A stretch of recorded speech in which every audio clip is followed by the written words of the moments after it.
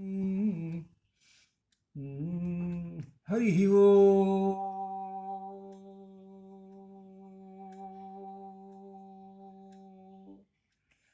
గురు బ్రహ్మ గురు విష్ణు గురుర్దేవో మహేశ్వర గురు సాక్షాత్ పరం బ్రహ్మ తస్మై శ్రీ గురవే నమః.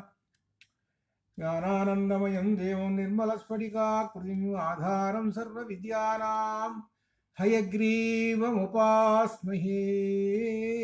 అజ్ఞానతిమిరాంధస్య జ్ఞానాంజనశలాకయా చక్షురున్మీలితం యేన తస్మై శ్రీ గురవే నమః.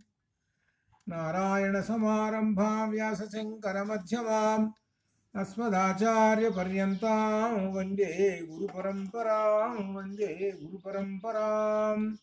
వ్యాసం వసిష్ఠనప్తారం శక్తే పౌత్రమకల్మషం పరాశరాత్మజం వందే సుఖతాతం తపోనిధిం. వ్యాసాయ విష్ణురూపాయ వ్యాసరూపాయ విష్ణవే నమో వై బ్రహ్మనిధయే వాసిష్ఠాయ నమో నమః.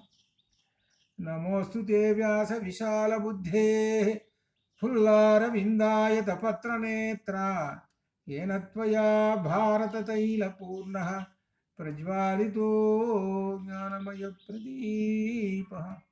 अचतुर्वदनो ब्रह्मा द्विबाहुरपरो हरिः अफाललोचनः शम्भो भगवान् बादरायणः. श्रुतिस्मृतिपुराणानाम् आलयं करुणालयं नमामि भगवत्पादं शङ्करं लोकशङ्करम्.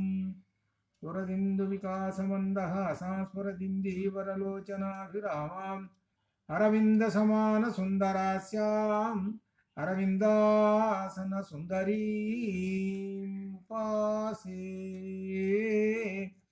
शारदाम्भोजवदना वदनाम्बुजे सर्वदा अस्माकं सन्निधिं क्रियातु. परब्रह्मणे नमः.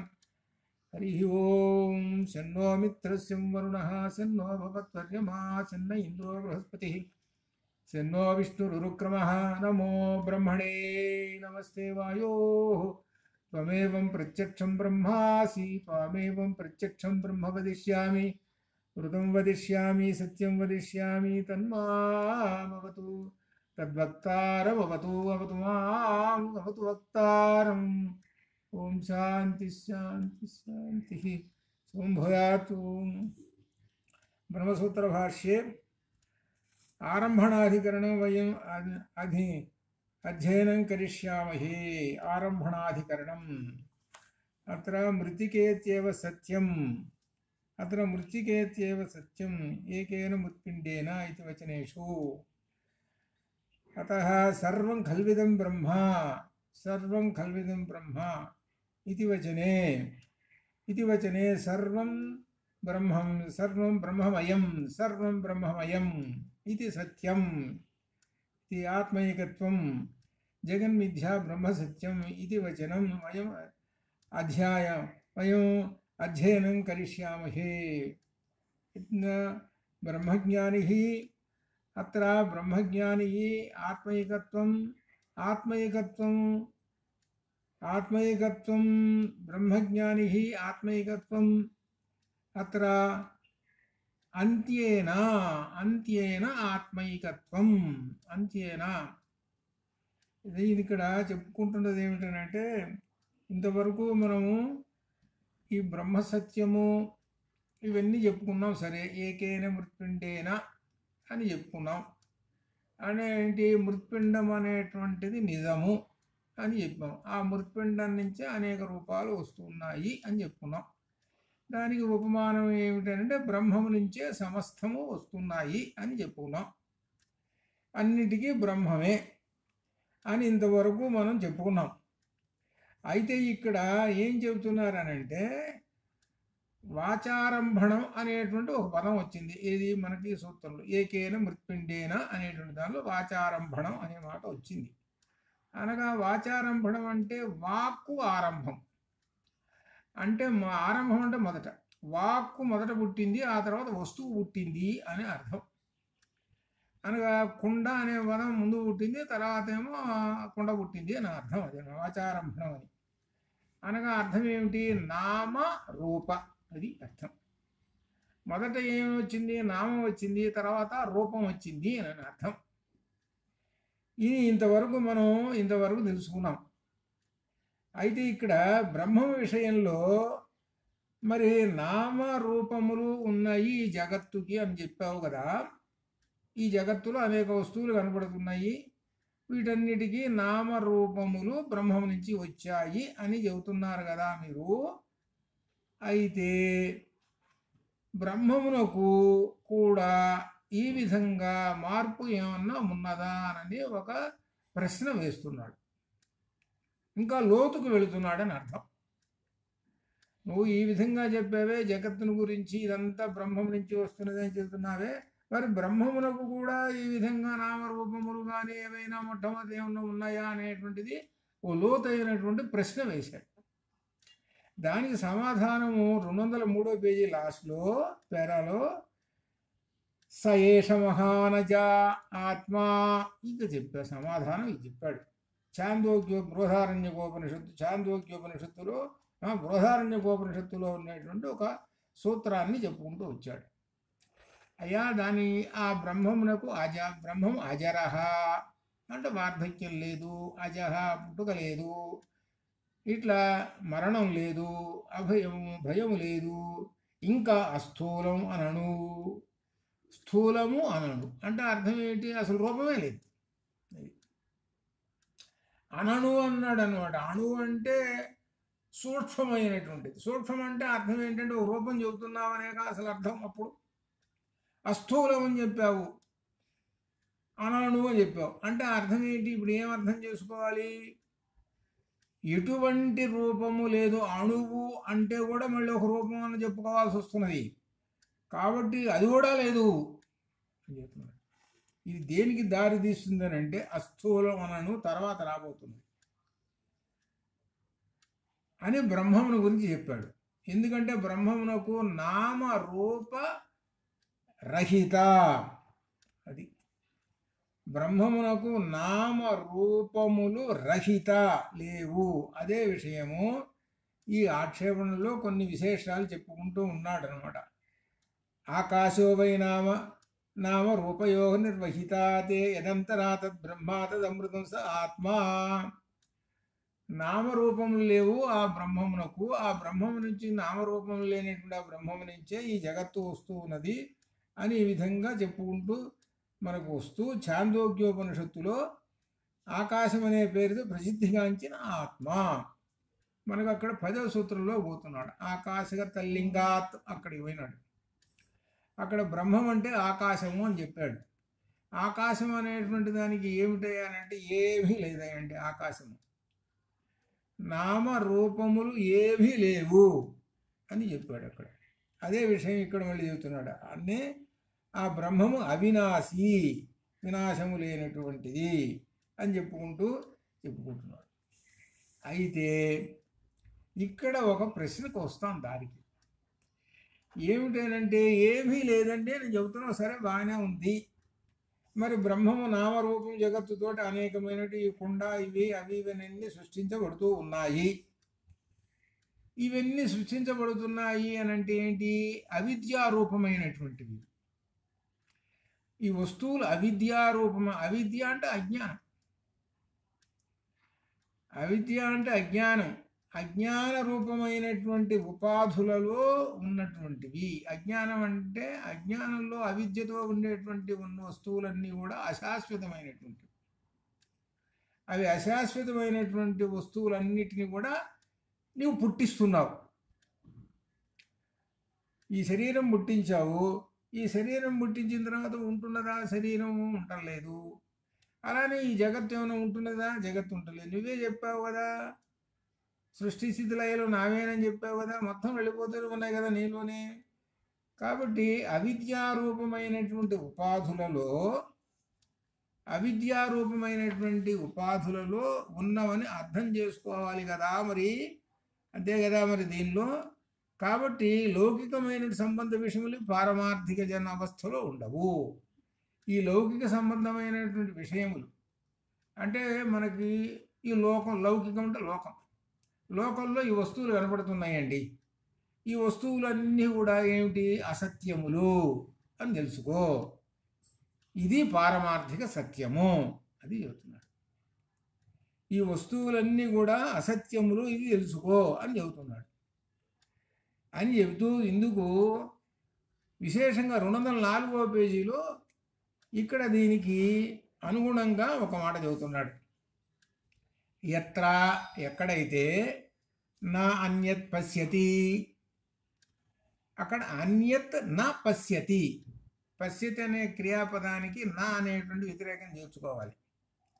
యత్ర అన్యత్ నా పశ్యతి, ఎక్కడైతే అన్యత్ మరొకటి నా పశ్యతి చూచుతున్నాడో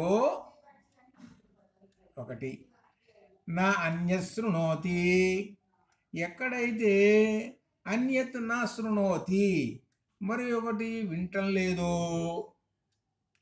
అట్లనే నా అన్యత్ విజానీతి అనగా ఏది ఎక్కడైతే ఇంకొకటి చూడటం లేదో స భూమా, అది ఆత్మ.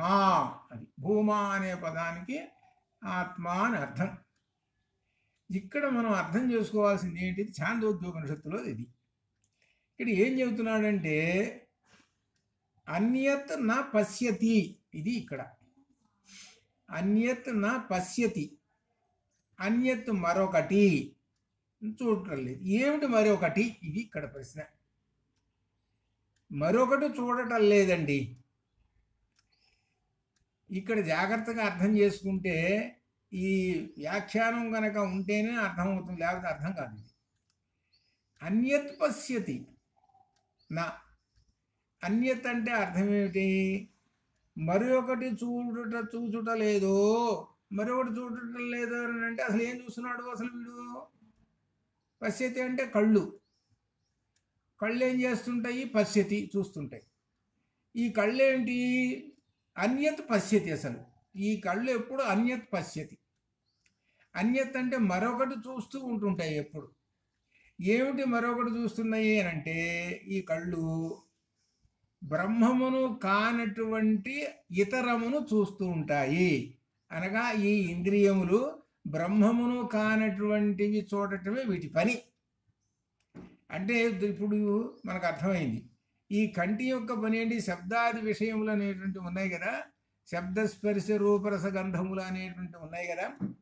ఈ కళ్ళు ఎంతసేపటికి ఏం చేస్తున్నాయి అని అంటే విషయ సుఖములమ్మటే పోయి ఈ కళ్ళు అన్యత్ పశ్యతి, మరొకటిని చూస్తూ ఉన్నాయి, మరొకటిని చూస్తూ ఉన్నాయి. అసలు ఈ కళ్ళు చూడాల్సినటువంటి బ్రహ్మమును చూడాలి, కానీ బ్రహ్మమును చూడటం లేదు. కాబట్టి ఈ కళ్ళు ఎక్కడైతే బ్రహ్మమును అంటే ఇతరములను చూచుటలేదో, ఇతరములంటే శబ్దాదులను చూచుటలేదో అని అర్థం. శబ్దాదులను చూడటం లేదు, మరి ఏంటి చూస్తున్నాయి? ఆత్మను పశ్యతి. అది అలా చెబుతుంది, వ్యతిరేకార్థంలో చెప్పుకుంటూ వస్తున్నాడు. ఎత్తన్న అన్యత్ పశ్యతి ఒకటి అంటే కళ్ళు అని చెప్పేసాడు. ఇక ఆ తర్వాత చెవులు. నా అన్యత్ శృణోతి, శృణోతి శృణు, శృణోతి అని అంటే వినటం ఉండటం, వింటా ఉండటం అనమాట. ఈ చెవులు కూడా ఏం చేస్తున్నాయి? శబ్దాది విషయములను, ఇతరములను, పరమాత్మకు వ్యతిరేకమైనటువంటి విషయములను ఏవైతే ఉన్నాయో అవి మాత్రమే వింటుంటాయి. అది అర్థమవుతుంది. అవి వినకుండా ఉండటము ఉన్నప్పుడు ఈ చెవులు నా అన్యత్ శృణోతి, మరొకటి వింటలేదు. ఏమి వింటున్నాయి అని అంటే పరమాత్మనే ఉంటున్నాయి. అది అర్థం, పరమాత్మనే వింటున్నాయి. ఇది రెండు. ఇది చెవులు, కళ్ళు చెవులు. ఇకపోతే నా అన్యత్ విజానీతి, విజానీతి తెలుసుకొనటము అంటే మనస్సు. ఈ మనస్సు కూడా ఏం చేస్తున్నది అంటే ఇతరములను తెలుసుకోవటంలో ఇంట్రెస్ట్ చూపిస్తుంటుంది. మనస్సు ఎప్పుడు చూసినా సరే అది ఏం చేస్తున్నటువంటిది? విషయ సుఖములమ్మట పరిగెత్తుకుంటూ వెళ్ళి ఆ విషయ సుఖాలను గురించి ఆలోచించటం, దానికి సంబంధించినట్లుగా ఎట్లా సంపాదించాలి, ఇదే గోల పొద్దు లేచిన దగ్గర సాయంకాలం దాకా ఇంతే పని. ఇంద్రియ విషయములన్నీ కూడా దేని కింద ఉంటాయి? మనస్సు కింద ఆధీనంలో ఉంటాయి. కానీ ఇక్కడ ఏం చెబుతున్నాడు? ఆ మనస్సు కూడా ఇతరముల దృష్టి లేకుండా అన్యత్ విజానీతి నా అన్యత్ విజానీతి ఉంటుందో అప్పుడు అది భూమా, అది అప్పుడు ఆత్మ. అప్పుడు ఆత్మని చూస్తున్నాడు, ఆత్మను దర్శనం చేసుకుంటున్నాడు, ఆత్మను మననం చేసుకుంటున్నాడు అని అర్థం. అది అనగా అర్థం ఏమిటనమాట?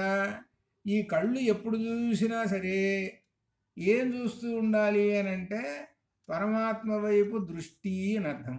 చెవులు ఉన్నాయి అంటే పరమాత్మని గురించి వినటం అనేటువంటిదే అని అర్థం. మనస్సు అనేటువంటిది అంటే ఆ పరమాత్మని గురించి మననం చేయడం, నిధిధ్యానము అనేటువంటి విషయంలోనే ఉంటే అది భూమా, అదే ఆత్మ అని చెబుతున్నాడు. అంటే చివరికి ఏం చెబుతున్నాడు? శబ్దాది విషయములన్నిటి నుంచి కూడా ఈ ఇంద్రియాలని బయటికి లాగేసిరా అని చెబుతున్నాడు. దానిలో ఉండిపోతే నీకు ఆత్మ కనపడదు అని చెబుతున్నాడు. ఈ భూమ అనేటువంటి ఒక పదం వేశారు. ఈ భూమ అనేటువంటి ఛాందోగ్యోపనిషత్తులో భూమాధికరణం వచ్చింది మనకు. ఆ భూమ అనేటువంటి పదం ఆత్మ అనే దానికి వేసి చెప్పుకుంటూ వచ్చారనమాట. భూమ ఇదే విషయాన్ని సమర్థిస్తూ బృహదారణ్యకోపనిషత్తు కూడా ఏం చెబుతున్నది అంటే యత్రతు అస్య సర్వం ఆత్మ ఏవ అభూతు, ఎక్కడైతే అస్య ఈ జగత్తు యొక్క సర్వము అంతటా కూడా ఆత్మ ఇవ అభూత్, ఆత్మతోటే కలిసి ఉన్నది, పరమాత్మలో లీనమై ఉన్నది అనే తెలుసుకుంటావో అప్పుడు తత్ కేన దేని చేత నా పశ్యేతు కం పశ్యేత్, దేనిని చూస్తూ ఉంటుంటాడు, ఇంకా చూసేది ఏమీ లేదు. అనగా అర్థం ఏమిటి? ఈ జగత్తంతా పరమాత్మ స్వరూపమే అని చెబుతున్నాడు. అది అని ఈ విధంగా ఆయన చెబుతున్నాడు. ఎవరు? బృహదారణ్యకోపనిషత్తులో తత్ కేన కం పశ్యతి, కేన దేని చేత, కం పశ్యతి దేనిని చూస్తున్నాడు, దేని చేత దేనిని చూస్తున్నాడు. ఇక్కడ కేన ఉపనిషత్తు అనేటువంటి ఒక మాట ఇక్కడ మనం చూసుకోవాలి. కేన ఉపనిషత్తు కూడా చెప్పారు మీకు. కేన ఉపనిషత్తు కేనా ఎవని చేత. ఇప్పుడు కళ్ళు ఉన్నాయి, కళ్ళు చూస్తున్నాయి. కేన పశ్యతి ఎవరి చేత చూడబడుతున్నాయి కళ్ళు? అలానే శృణోతి, కేన శృణోతి. అట్లా ఎవరి చేత అనంటే అర్థం ఏమిటి? పరమాత్మ చేత. లోపల పరమాత్మ ఉన్నాడు కాబట్టి ఈ కళ్ళు చూస్తున్నాయి, లోపల పరమాత్మ ఉన్నాడు కాబట్టి ఈ చెవులు వింటున్నాయి, లోపల పరమాత్మ ఉన్నాడు కాబట్టి ఈ మనస్సు పనిచేస్తున్నది, లోపల పరమాత్మ ఉన్నాడు కాబట్టి ఈ బుద్ధి పనిచేస్తున్నది. ఇట్లా ఈ విధంగా కేన ఉపనిషత్తులో వచ్చింది. కాబట్టి కేన ఎవని చేత ఇంకా చూడబడతాడు అనంటే దేనితో చూడబడతాడు అనంటే ఆత్మచేత చూడబడుతుంటాడు అని అర్థం. అన్నిటికీ ఆత్మచేతనే అని అర్థం. చివరికి ఎక్కడికి వెళతాడే అనంటే ఆత్మచేత. ఇవన్నీ ఏమిటి? మనకి శరీరానికి ఉన్నటువంటి కళ్ళు, ఈ చెవులు, ఈ నాలుక, ఇటువంటి శరీరాలన్నీ కూడా వస్తువులు. మనం ఒక వస్తువు ఉందనుకోండి, ఆ వస్తువు చేత ఒక పని చేస్తాం. ఒక కలం ఉంది, ఆ కలం రాస్తూ ఉన్నాము, ఆ కలంలో ఇంక్ అయిపోయింది, ఇక అది పనికిరాదు, అవతల వారేస్తాం. అట్లనే ఈ కళ్ళు పనిచేస్తున్నాయి అని అంటే వెనక ఎవరున్నారు అనంటే ఆత్మ ఉన్నాడు. అలానే చెవులు పనిచేస్తున్నాయి, వెనక ఎవరున్నారు? ఆత్మ. ఇది అనేటువంటి కేనోపనిషత్తులో చెబుతున్నాడు. కాబట్టి ఇదంతా ఆ పరమాత్మ వలననే, ఆత్మ వలననే జరుగుతూ ఉన్నదని చెప్పుకుంటూ వస్తూ ఉన్నాడు. ఇక్కడ ఒక విషయాన్ని చెప్పి ఇక మేము దీనిలో భగవద్గీతలోకి వెళ్ళాలి. ఆ విషయం, ముఖ్యమైన విషయాన్ని మీరందరూ కూడా ఇప్పుడు ప్రశ్న వేసుకోవాలన్నమాట. ఇది ఇప్పుడు చెబుతున్నటువంటి ఒక విశేషం ఏమిటంటే నిష్ఠ. మేము చదువుకునేటప్పుడు కూడా మా గురువు గారు నిష్ఠాపరుడు. ఆయన ఇప్పుడు కూడా అనుకునేవాళ్ళు ఆయన నిష్ఠాపరుడు అంటే అని. నిష్ఠ అంటే అసలు అర్థం ఏమిటో కూడా ఇక్కడ మనకు వస్తున్నది. ఏమిటంటే నిష్ఠ అంటే జ్ఞానము కలిగి ఉన్నవాడు లేక శ్రద్ధ కలిగి ఉన్నవాడు అని అర్థం. అది శ్రద్ధ అంటే అర్థం ఆస్తిక్య బుద్ధి. ఆస్తిక్య బుద్ధి అంటే అర్థం ఏమిటి? పరమాత్మ ఉన్నాడు అనేటువంటి బుద్ధి. ఇది శ్రద్ధ అనే దానికి అర్థం ఏం చెప్పారు? పరమాత్మ యందు ఆస్తిక్య బుద్ధి, గురువు యందు నమ్మకము ఉంటే శ్రద్ధ. ఈ రెండూ లేకపోతే వాడికి శ్రద్ధ లేదు అని అర్థం. అటువంటి శ్రద్ధ ఉన్నవాడికి నిష్ఠ కలుగుతుంటుంది. నిష్ఠ అంటే జ్ఞానము. బ్రహ్మనిష్ఠాపరుడు అంటే అర్థము బ్రహ్మజ్ఞానమునందు ఆసక్తి కలిగి ఉన్నటువంటి వాడు అని అర్థం. ఇది ఇంతటి అర్థం. ఇది కాబట్టి ఏదో కాసేపు ఈ చెవున విని ఆ చెవున వదిలేసి ఉండేటువంటి వాళ్ళందరూ కూడా నిష్ఠాపరులు కాదు. ఆ కాసేపు వింటారు, అవతల వారేస్తారు, అయిపోతుంది. నిష్ఠాపరుడు ఏం చేస్తారని అంటే ఆ అర్థం చేసుకుని దాన్ని ఆచరణలో పెట్టి మనలో ఉంటాడు నిష్ఠాపరుడు. దానికి ఉదాహరణలు చూస్తుంటాడు లోకంలో. ఇటువంటి వాడు నిష్ఠాపరుడు. కాబట్టి బ్రహ్మమునందు నిష్ఠ కలిగినటువంటి వాడే శ్రద్ధావంతుడు. అది అర్థం. ఈ శ్రద్ధావంతుని గురించి మనకు ఛాందోగ్యోపనిషత్తులో శ్రద్ధా ప్రకరణంలో వస్తుంది. ఛాందోగ్యోపనిషత్తులో ఎందుకంటే చెబుతున్నది మనము ఇది ప్రధానంగా మనం చదువుకుంటున్నది ఏమిటి అంటే జ్ఞానం గురించి చదువుకుంటున్నాం. ఇది మనం ఇంకొకళ్ళకి చెప్పాలి అని అనుకోండి, మనం బ్రహ్మనిష్ఠులం అయితే మనం చెప్పగలుగుతాం, లేకపోతే చెప్పలేం. మనం బ్రహ్మనిష్ఠులం అయితేనే చెబుతాం, చెప్పగలేం. అందువలన బ్రహ్మనిష్ఠులు అయి ఉండాలి అని అందుకని ముందుగా చెప్పి ఇప్పుడు విషయంలోకి వచ్చేస్తున్నాను. దీనిలో ఇక్కడ ఏం చెబుతున్నాడంటే ఈ సమస్త జగత్తును గురించి చెబుతూ కూడా కేన పశ్యేత్ కేన పశ్యేత్ కేన పశ్యేత్ కేనోపనిషత్తుని ఇక్కడ ఒకసారి గుర్తు చేస్తున్నాడు. ఆ కేన పశ్యేత్ అంటే సరే అంతా మనకు అర్థమైంది, అంటే పరమాత్మ వలననే దర్శనం చేసుకుంటున్నారు, వింటున్నారు అనేటువంటి విషయం తెలుస్తూ ఉన్నది. అయితే వీటన్నిటికీ కూడా కర్త ఎవరంటే పరమాత్మయేను అని అర్థం చెబుతున్నాడు. అంతా ఇక చెబుతూ భగవద్గీతలోకి వెళ్తున్నారు, ఒక అనుసంధానం చేస్తున్నాడు.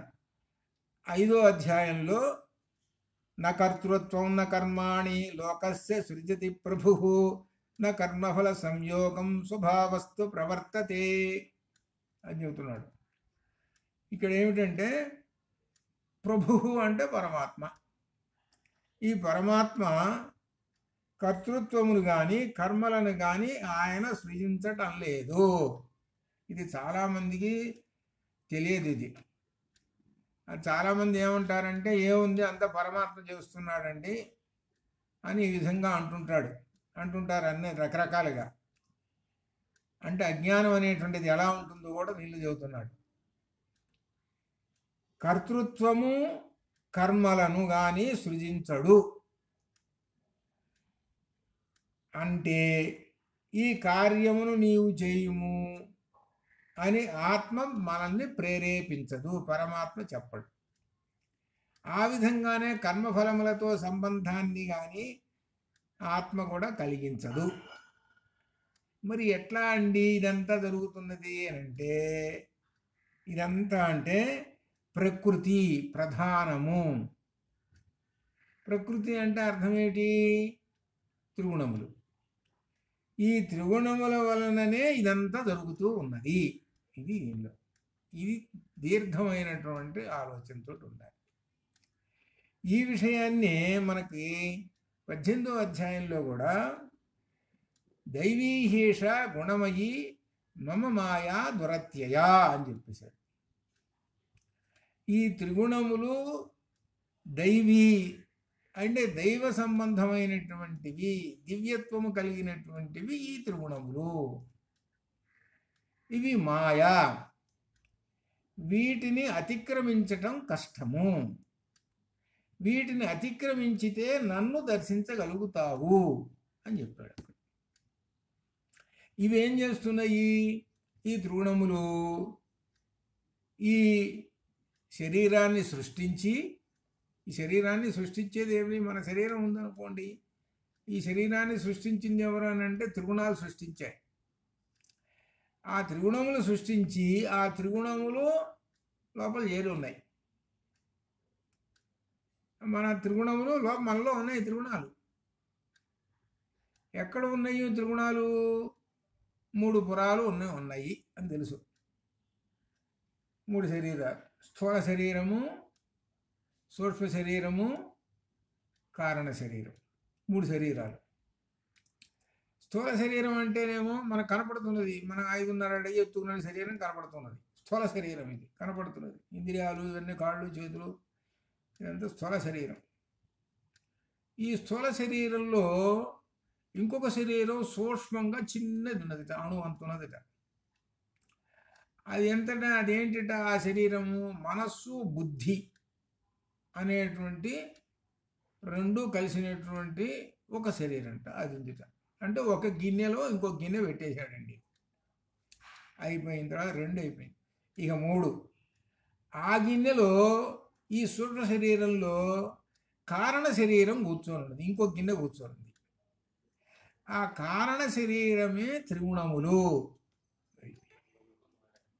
ఆ కారణ శరీరమే త్రిగుణాలు. త్రిగుణములు అంటే 3: సత్వ రజస్ తమో గుణాలు. 3 గుణాలు మనలో ఉన్నాయి. ఈ 3 గుణాలు ఉండి అవి ఏం చేస్తుంటాయి? వాటి యొక్క పవర్ చూపిస్తూ ఉంటాయి. దేని మీద? ఈ మనస్సు బుద్ధుల మీద చూపిస్తుంటాయి. అంటే తనకి దగ్గరలో ఆనుకొని ఉన్నటువంటి సూక్ష్మ శరీరం ఉంది కదా, దాని మీద చూపిస్తుంటాయి.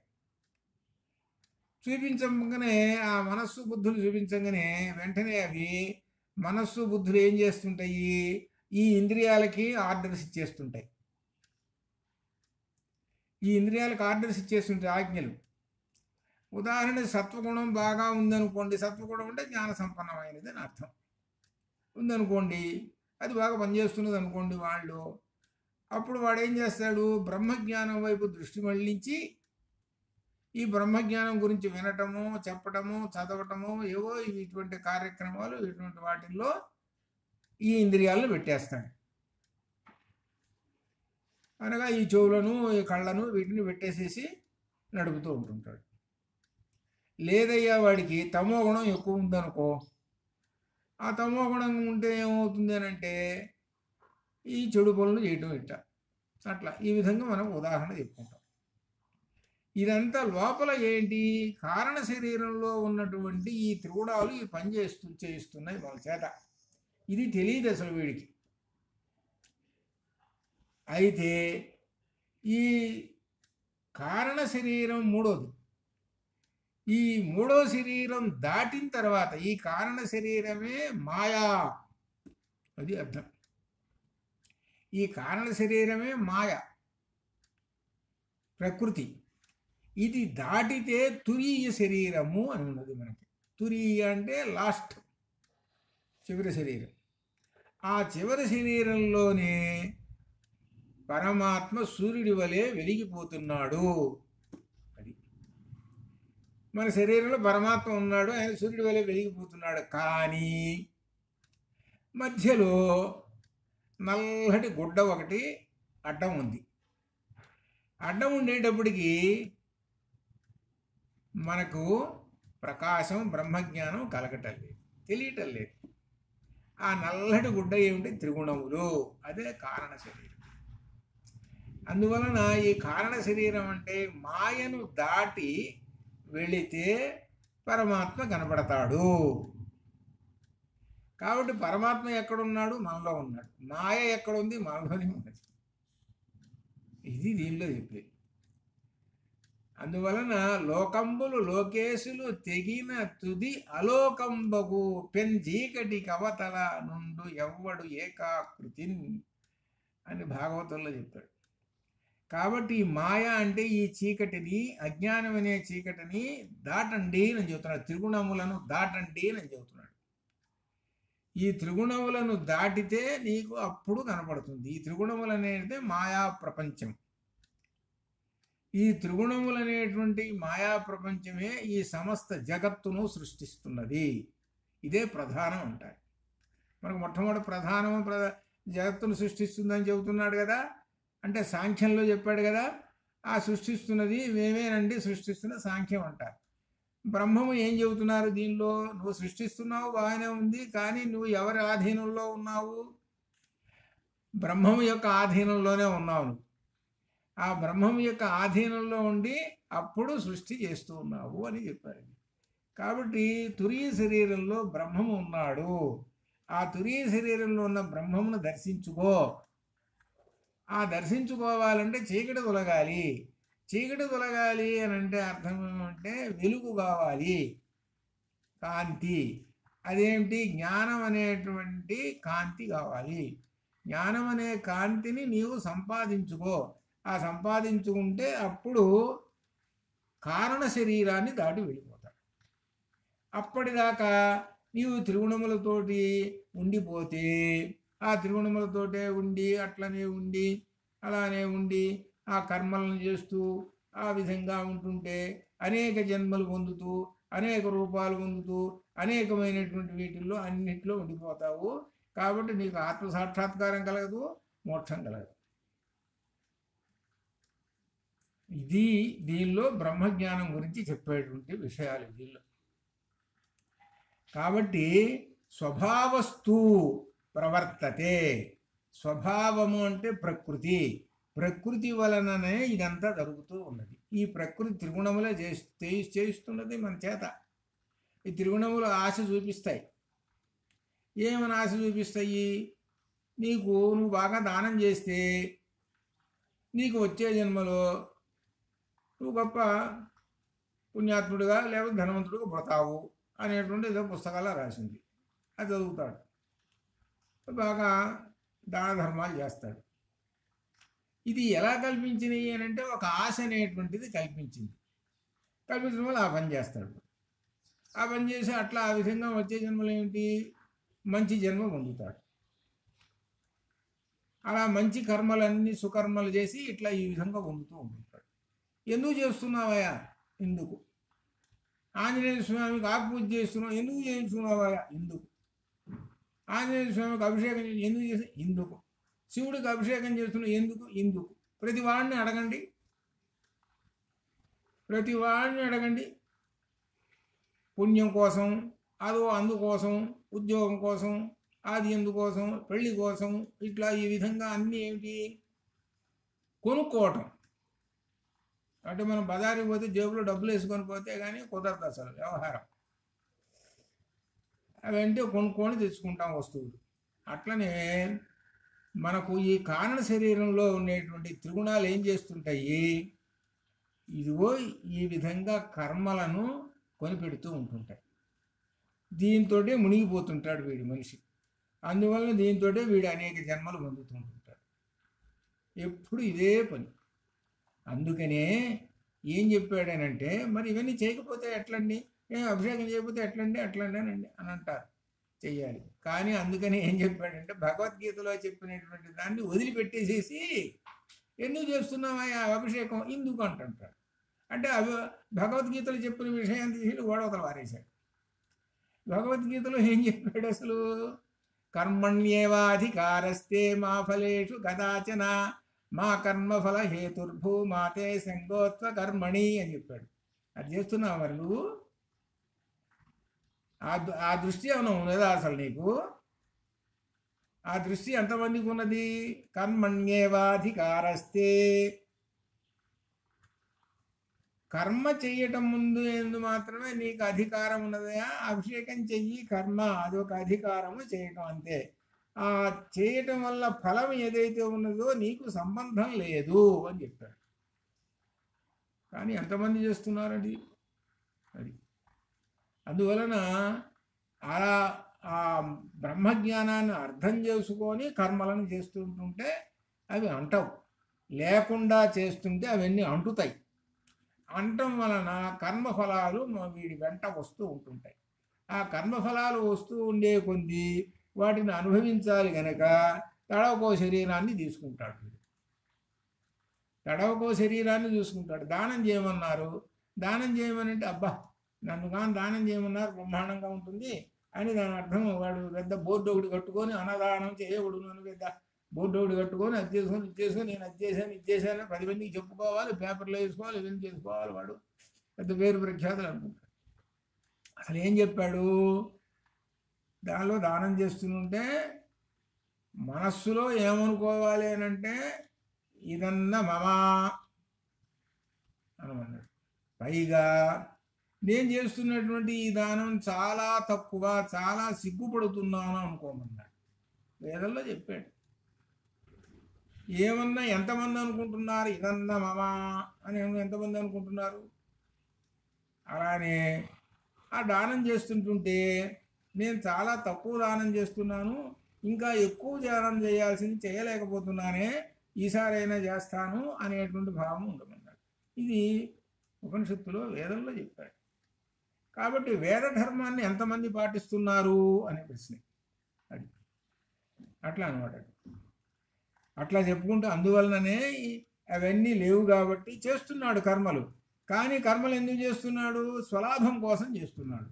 అందువలన ఈ స్వలాభం అంటే త్రిగుణముల యొక్క ప్రభావం వీడిలో ఉంది.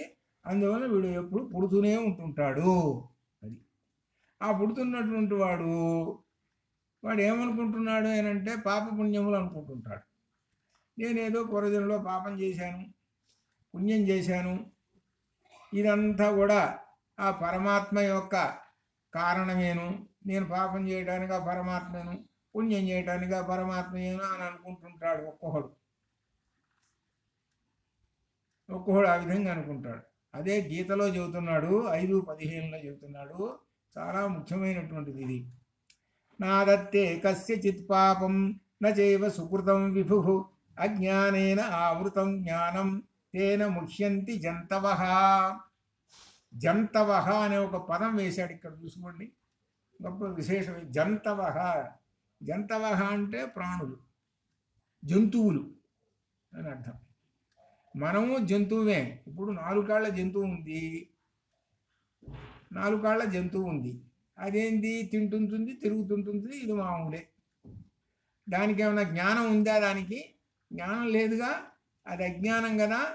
కాబట్టి అజ్ఞానంలో ఉన్నటువంటి ప్రాణులన్నిటినీ జంతువులు అంటారు. అది అర్థం. ఇది అసలు తెలుసుకోవాల్సి. అజ్ఞానంలో ఉన్న ప్రాణులను ఎవరైనా సరే, అంటే మనిషి అయినా సరే అజ్ఞానంలో ఉన్నాడు, వాడు జంతువు. అందుకని జంతవః అనే పదం వేశాడు. అజ్ఞానంలో ఉన్నటువంటి ఈ మానవులు అనే జంతువులు ఉన్నారే, వీళ్ళు ఏమనుకుంటున్నారంటే పాపపుణ్యములు ఆ పరమాత్మయే అని అంటున్నారు. కాదు అని చెబుతున్నారు. నా దత్తే కస్యచిత్ పాపం. కొంతమంది ఏమనుకుంటున్నారు, ఏ పాపం చేశానయ్యా, ఆ పాపం పోవాలి. పాపం పోవాలి అని అంటే ఏం చేయాలి? అభిషేకం చేయండి, శివుడికి అభిషేకం చేయండి, పోతుంది అని ఎవరో చెప్పారు. శివుడికి అభిషేకం చేస్తే పాపం పోతుంది అని అర్థం. అనగా అర్థం ఏమిటి? అభిషేకం చేస్తే పాపం పోతుందని అంటే శివుడు తీసుకుంటాడు ఈ పాపాన్ని అని అనుకుంటాడు. అది తప్పు. ఇది దీంట్లో చెప్తే ఒక ఉదాహరణగా మనకు మన తెల్లటి చొక్కా మీద ఒక నల్లటి మరక పడ్డది అనుకోండి. ఆ నల్లటి మరక పడితే మనం ఏం చేస్తాము? డిటర్జెంట్ సబ్బులు తీసుకొస్తాం, రుద్ది అని చేసి కొంతసేపు 10 నిమిషాలు చేసి మొత్తం మీద ఆ మసి బాగొట్టుకొని శుభ్రంగా ఆరేసుకొని చూస్తే ఆ శుభ్రంగా ఫ్రెష్గా ఉండిపోతుంది. అంటే ఇంత క్రియ చేస్తేనే కదా ఉండేది. ఇంత క్రియ చేస్తేనే ఆ మరక అనేటువంటిది పోతుంది, లేదా పోదు కదా. అంతే. ఊరికి అక్కడ కూర్చొని మరక పోవాలని ఏదో 4 మంత్రాలు చదువుకుంటుంటూ కూర్చుంటే మరక దగ్గరగా పెట్టుకొని మరకగానే ఉంటుంది, మంత్రాల ద్వారా పోతుంది.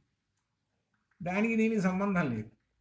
అక్కడ క్రియ చేయమన్నాడు, అట్లనే ఇక్కడ క్రియ చేయమన్నాడు. క్రియ చేశాడు అంటే అర్థం ఏంటి? ఈ పాపం కాస్త ఆయన చూసుకున్నాడు శివుడు అని కాదు. నీవు కష్టపడి మరకట్టయితే పోగొట్టుకున్నావో అలా నీ పాపాన్ని నువ్వే పోగొట్టుకున్నావు. అది అర్థం. శివుడు తీసుకోలేదు. చాలామందికి తెలియనటువంటిది ఇదే. చాలామందికి తెలియనటువంటిది ఇదన్నమాట. అనగా అర్థం ఏమిటి? నాదత్తే కస్యచిత్ పాపం, ఎవరి పాపాన్ని నేను తీసుకోవటం లేదు అని చెప్తున్నాడు. ఎవరి పాపాన్ని వాళ్ళే కడిగేసుకుంటున్నారు, అది అర్థం. ఎవరి పాపాన్ని వాళ్ళే కడిగేసుకుంటున్నారు. అందుకనే అభిషేకం చేస్తున్నాము అని అంటే అర్థము కర్మణ్యేవాధికారస్తే మా ఫలేషు కదాచన, అది అర్థం. అలా చేయమన్నాడు. చేస్తే అప్పుడు పాపము తొలగుతుంది. ఆ బ్రహ్మం మాత్రం తీసుకోలేదు, నీవే చేస్తున్నావు, నీవే తెలుసుకో, నీవే అన్నిటికీ మూలము అని చెబుతున్నాడు. నచైవ సుకృతం విభు, సుకృతం అంటే పుణ్యం. ఆ పుణ్యం కూడా బ్రహ్మమే ఇస్తున్నాడు అని అంటున్నామేం కాదు. ఆ పుణ్యం కూడా నీవే సంపాదించుకుంటున్నావు, అది అర్థం. ఆ పుణ్యం కూడా నీవే. వీటన్నిటికీ ఏమిటి మూలము అని అంటే ఇందా చెప్పుకున్నాం, కారణ శరీరంలో ఉన్నటువంటి త్రిగుణములు. ఈ త్రిగుణముల యొక్క ప్రభావము వలన దేవుడు తీసుకుంటున్నాడు, పాపం పుణ్యం ఇస్తున్నాడు అని అనుకుంటున్నావు. కానీ కాదు, ఆ త్రిగుణములను అర్థం చేసుకో. ఆ త్రిగుణములు నిన్ను ఆట ఆడిస్తున్నాయి, ఒక ఆట ఆడిస్తున్నాయి. ఆట ఆడించడం వలన నీవు ఈ అజ్ఞానంలో పడిపోతున్నావు. కాబట్టి త్రిగుణరహితం ద్వంద్వాతీతం త్రిగుణరహితం తత్వమస్యాధి లక్ష్యం. ఎక్కడొచ్చింది? గుర్తుకొచ్చిందా? అది బ్రహ్మము గురువు అంటే అది అక్కడ అట్లా. త్రిగుణరహితం, మూడు గుణములు లేనటువంటి వాడు ఆ పరబ్రహ్మమే గురువు. అట్లా అన్నమాట. అంటే అర్థం ఏమిటి? ఈ త్రిగుణ రహితమైనప్పుడే అనమాట. అందుకనే లలితలో కూడా నిర్గుణ అక్కడ వచ్చింది. నిర్గుణ, గుణములు లేనటువంటిది. గుణములు ఉంటే ఏదో ఒకటి ఉంటూనే ఉంటుంటుంది, అట్లా అనమాట. కాబట్టి గుణములు ఉంటేనే ఈ విధంగా జరుగుతుంటాయి. పాపపుణ్యములు ఈ విధంగా దీనిలో ఉంటున్నాడు ఈ మనిషి అని. అజ్ఞానేన ఆవృతం జ్ఞానం. ఈ జ్ఞానం అనేటువంటిది అజ్ఞానము చేత ఆవరింపబడి ఉన్నది. జ్ఞానం అనేటువంటిది తెల్లగా ఉందండి, దాని మీద అజ్ఞానం అనేటువంటి నల్లటి వస్త్రాన్ని కప్పాం. ఆ నల్లటి వస్త్రాన్ని కప్పేటప్పటికీ ఆ జ్ఞానం ప్రకాశించటం లేదు. జ్ఞానం ఉన్నది, జ్ఞానం నల్లటి వస్త్రం కప్పినంత మాత్రాన లోపల ఉన్న తెల్లగా ఉన్నది పోయిందా? పోలేదు, ఉన్నది. కానీ ఆ నల్లటి వస్త్రాన్ని తొలగించు, అప్పుడు వెలుగు బయటకు వస్తుంది. అజ్ఞానము చేత నీలో ఉండేటువంటి జ్ఞానము, ఆ జ్ఞానమే పరమాత్మ. కప్పిబడి ఉన్నాడు గనక నీకు తెలియటం లేదు. కాబట్టి అజ్ఞానం అనే దాన్ని పోగొట్టుకోనని చెబుతూ తర్వాత 16వ శ్లోకంలో 5:16లో, గీతలో 5:16 లేదు ఏం చెప్పాడు? జ్ఞానేనతు తదజ్ఞానం యేషాం నాసితమాత్మనః తేషాం ఆదిత్యవత్ జ్ఞానం ప్రకాశయతి తత్సర్వం అని చెప్పాడు. జ్ఞానేనతు తదజ్ఞానం, అజ్ఞానం అనేటువంటిది ఉన్నదే అది కప్పివేసింది. ఎప్పుడైతే ఈ అజ్ఞానము జ్ఞానం చేత నాశనమవుతుంటుందో, అజ్ఞానం ఎప్పుడు తొలగిపోతుంది? జ్ఞానం అనేటువంటి జ్యోతి చేత, జ్ఞాన జ్యోతితో తొలగిపోతుంది. జ్ఞానం ఎప్పుడైతే వాడిలో ప్రకాశించిందో, అజ్ఞానం అనే చీకటి, అజ్ఞానతిమిరాంధస్య జ్ఞానాంజనశలాకయా చక్షురున్మీలితం యేన తస్మై శ్రీ గురవే నమః. అజ్ఞానం అనేది తొలగిపోయింది, జ్ఞానం అనేటువంటిది కలిగింది. ఆ జ్ఞానం అనేటువంటి దాన్ని దేనితోటి పోల్చి చెబుతున్నాడో 2వ లైన్లో చెబుతున్నాడు. తేషాం, వారిలో జ్ఞానం ఆదిత్యవతు ప్రకాశయతి. తేషాం, వారిలో ఈ జ్ఞానము ఆదిత్యవత్, సూర్యుని వలె ప్రకాశయతి, ప్రకాశిస్తూ తత్సర్వం, తత్సర్వమును అంతటిని కూడా వెలిగింపజేస్తూ ప్రకాశిత చేస్తున్నాడు. ఇప్పుడు సూర్యుడు పగలు ఉన్నాడండి, పగలు ఉండేటప్పటికి మనకి వస్తువులన్నీ కనపడుతున్నాయి. కారు నడుపుతున్నాము, పగలు లైట్లు ఎందుకు వేసుకుంటాం? పగలు లైట్లు వేసుకోం కదా. పగలు అసలు ఏమన్నా లైట్లు వేసుకుంటామా? అసలు ఎక్కడికి పోయినా సరే లైట్ అనేది అసలు అక్కర్లేదు. ఎంతమందికి ఈ వస్తువులన్నీ కనపడుతున్నాయి, లైట్లు అసలు వేసుకోవాల్సిన పని లేదు. నేను కారు బాగా నడుపుతున్నాను, ఇంత వెలుగు ఉన్నది, ఈ వస్తువులన్నీ కనపడుతున్నాయి నా కంటికి, ఇదంతా ఉన్నది, దీనికి కారణం ఎవరు అని ఎవరు ఎంతమంది అనుకుంటున్నారు? ఒక్క బ్రహ్మజ్ఞాని మాత్రమే ఆకాశంలో ప్రకాశించేటువంటి సూర్యకాంతి, సూర్యుని వలన ఈ వస్తువులన్నిటినీ మనము చూడగలుగుతున్నాము. ఆ సూర్యకాంతి ఈ వస్తువుల మీద పడటం వలన మనం చూస్తున్నాం. దీనికి అన్నిటికీ మూలం ఎవరు? సూర్యుడు.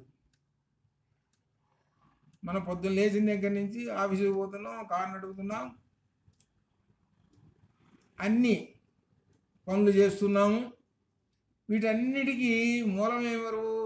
ఆ సూర్యుడు.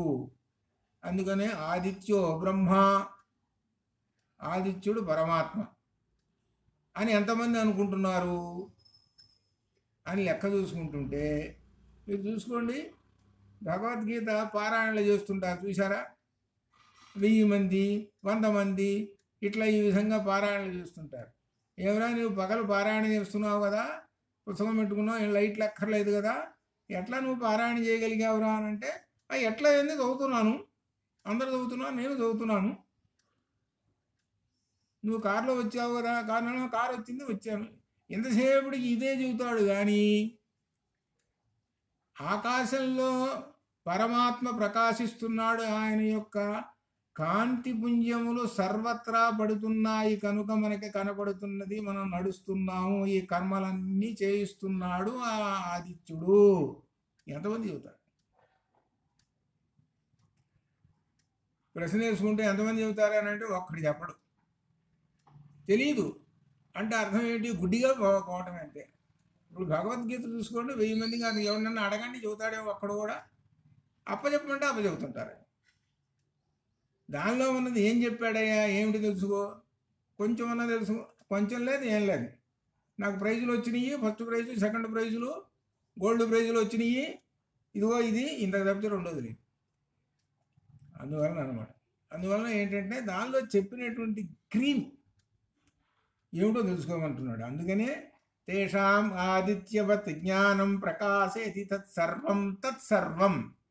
ఆ సమస్తం అంతటినీ, ఈ జగత్తు సమస్తం అంతటినీ మనకు కనపడేటట్టు చేస్తున్నాడు ఎవరనగా ఆ సూర్యుడు. అందువలనే సూర్యుడికి ఇంకొక పేరు కర్మ సాక్షి. ఈ కర్మలన్నిటిని కూడా చేయిస్తున్నది ఆయనే చూస్తూ ఉన్నాడు అని.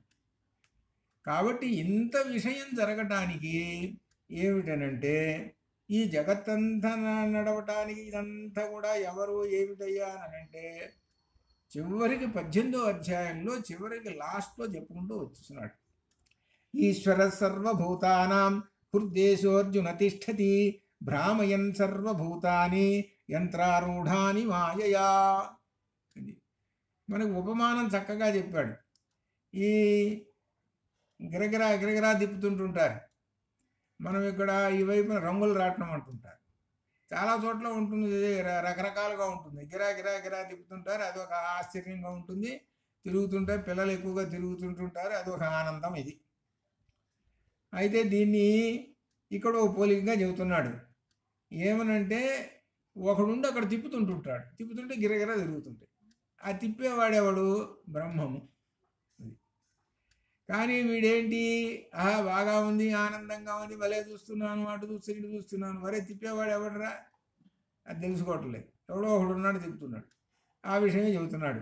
ఈశ్వర సర్వభూతానా సమస్త భూతములను ఈశ్వరుడు హృత్ దేశ అర్జున తిష్టతి. హృత్తు అనేటువంటి దేశం అంటే ప్రదేశం, మన హృదయ దేశంలో తిష్టతి కూర్చొని ఉన్నాడు. మన హృదయం అనేటువంటి ఒక ప్రదేశంలో తిష్టతి, కూర్చొని ఉన్నాడు ఆయన, ఆసీనుడై కూర్చొని ఉన్నాడు.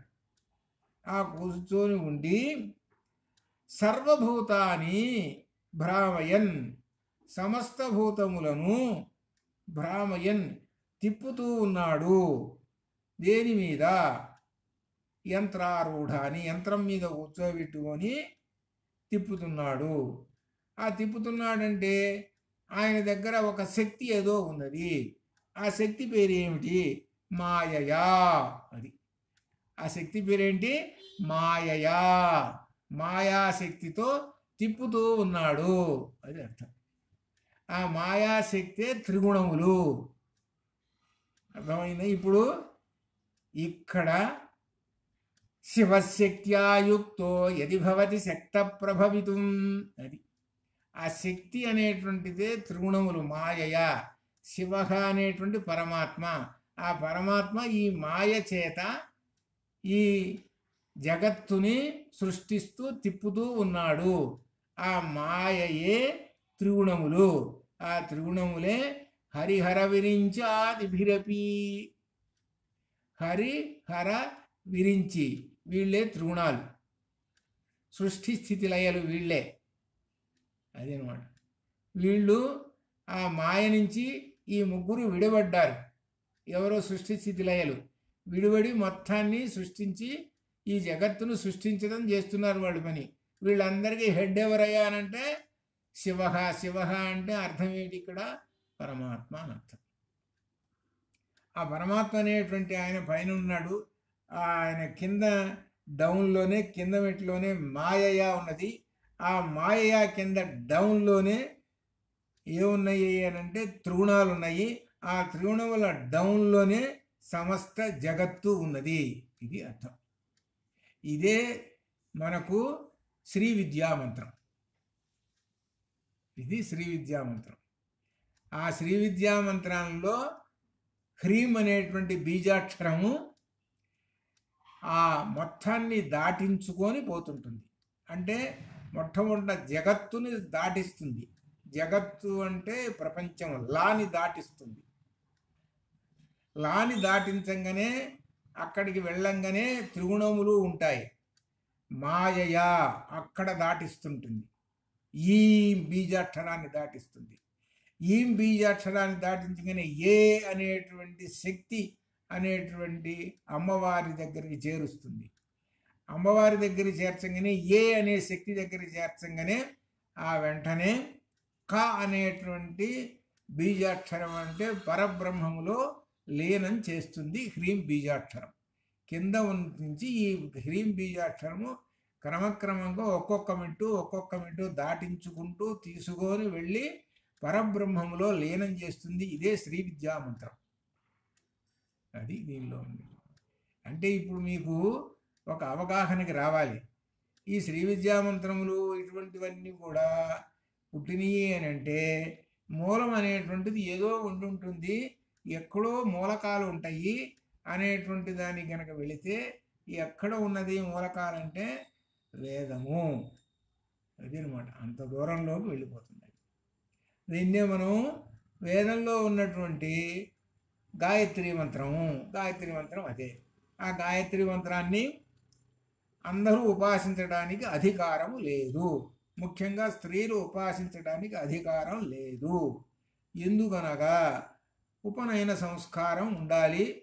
ఉపనయన సంస్కారం ఉన్నటువంటి వాడికే ఆ గాయత్రి మంత్రాన్ని ఉపదేశిస్తారు.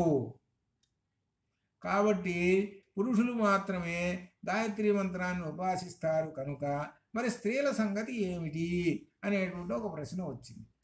అప్పుడు వ్యాస మహర్షి సృష్టించాడనమాట. ఏంటో శ్రీ విద్యామంత్రాన్ని సృష్టించాడు. శ్రీ విద్యామంత్రాన్ని సృష్టించి ఈ శ్రీ విద్యామంత్రాన్ని స్త్రీలు ఉపాసన చేయండి, చేస్తే గాయత్రి మంత్రంతో సమానమైనటువంటిది అన్నాడు. అని చెప్పంగానే ఆ శ్రీ విద్యామంత్రాన్ని ముఖ్యంగా మొట్టమొదట పురుషులు అంటే దేవతలు, మునులు వాళ్ళు పట్టుకున్నారు ముందు. ఆ పురుషుల్లో దేవతల్లో పట్టుకున్నటువంటి వాడు మొట్టమొదటి వాడు మన్మధుడు. మన్మధుడు పట్టుకొని వాడు రూపాన్ని పొంది ఈ జగత్తును జయించాడు. జగతిదమనంగో విజయతే. ఆ తర్వాత అగస్త్య మహర్షి, దుర్వాస మహర్షి, ఇట్లా అనేక మంది దేవతలు, ఋషులు ఆ శ్రీ విద్యా మంత్రాన్ని కూడా ఉపాసన చేశారని మనకు పురాణాల్లో చెబుతూ ఉంటుంటారు. కాబట్టి ఈ శ్రీ విద్యా మంత్రం అనేటువంటిది ముఖ్యంగా స్త్రీలు ఆ ఉపదేశం పొందుకొని, ఉపదేశం గురువు దగ్గర తీసుకొని ఉపాసన చేసుకుంటే వాళ్ళు గాయత్రి మంత్రంతో సమానంగా వెళ్ళిపోతారు. అదే అనమాట అది. అందుకని స్త్రీల కోసం వచ్చినట్టు. అందుకనే మనకు లలితలో పులోమజార్చిత ఒక చోట వచ్చింది, ఒక నామం వచ్చింది, పులోమజార్చిత అనేటువంటి. లోపాముద్ర అక్కడ వచ్చింది, ఇట్లా అంటే స్త్రీలు కొంతమంది అట్లా. కాబట్టి ఇంత విశేషం ఉన్నదన్నమాట ఇది. అందుకనే ఈ వేదం అనేటువంటిది పట్టుకున్నటువంటి వాడికి వీటికి మూలకాలు తెలుస్తూ ఉంటుంటాయి.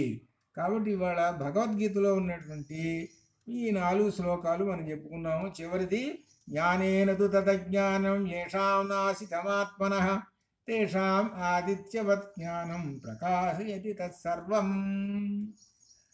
ఆదిత్యవతు అంటే సూర్యుని వలనే అతనిలో ఆ జ్ఞానం ప్రకాశిస్తుంది. ఎప్పుడైతే అజ్ఞానము తొలగిపోతుందో, అజ్ఞానం తొలగిపోయినప్పుడు జ్ఞానం ప్రకాశిస్తూ ఉంటుంది. ఆ జ్ఞానం ప్రకాశించడం వలన తనను తాను తెలుసుకుంటాడు ఒకటి. రెండో విషయము, ఎదుటివాడు ఎవరో తెలుస్తుంది. ఎదుటివాడు ఏం మాట్లాడుతున్నాడో వాడి ఇంద్రియముల నుంచి, కళ్ళ నుంచి, చెవుల నుంచి, నాలుక నుంచి వచ్చేటువంటి ఆ మాటలు, జ్ఞానము, చూపులు అవన్నీ కూడా అర్థమైపోతాయి. అంతటి గొప్ప విశేషమైనటువంటిది జ్ఞానం. కనుక ఆ జ్ఞానాన్ని పట్టుకోమని ఇందులో చెబుతున్నాడు. తర్వాత సూత్రం 149. రేపటి నుంచి మనం ఇంకా కార్యకారణములలో ఉన్నాము. అవి రేపటి నుంచి కూడా మనం సాగుతుంటాయి. అంతవరకు శుభం భూయాత్. ఓం పూర్ణమదః పూర్ణమిదం పూర్ణాత్ పూర్ణముదచ్యతే పూర్ణస్య పూర్ణమాదాయ పూర్ణమేవావశిష్యతే.